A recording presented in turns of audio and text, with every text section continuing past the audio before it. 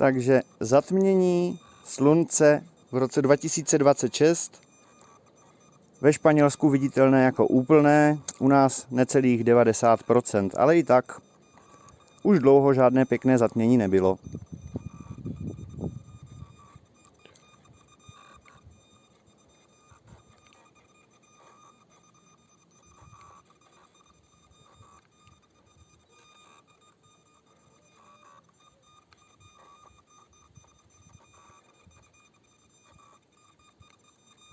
To kvíkání to zpívá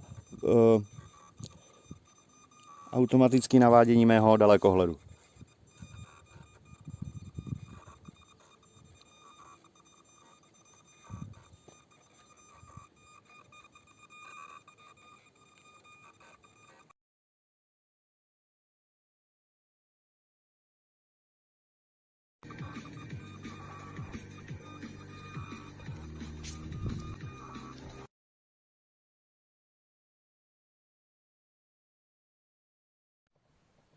No a tady už máme opravdovýho Jayhawka. Jednoho z těch dvou, co se pronajali od Američanů hasících.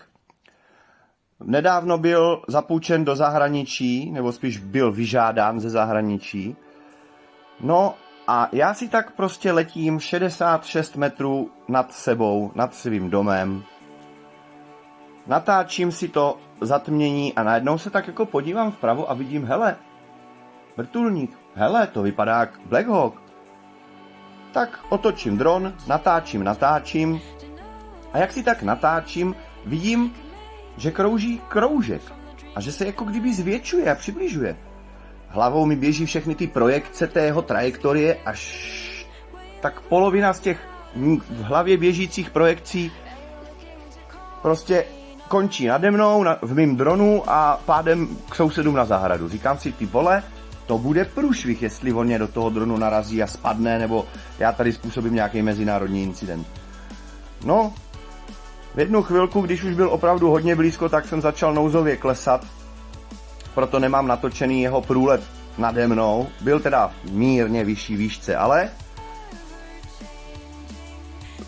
asi minutu předtím, než jsem si ho všiml, tak jsem chtěl poslat do vzduchu svýho Black Hawka, abych si udělal nějaké pěkné záběry. Takže svýho Black Hawka jsem poslal do vzduchu až po tom, co proletěl, ale byl by to asi hodně zajímavý pohled toho pilota, když by letěl ve svém Black Hawku a najednou, ježišmarja, co to tamhle je? To je Black Hawk, ale nějaký mrňavej. Takže tady máte záběry na Black Hawka opravdového, pak Black Hawka dálkově ovládaného a na finále vám tam hodím pár fotek Perseid.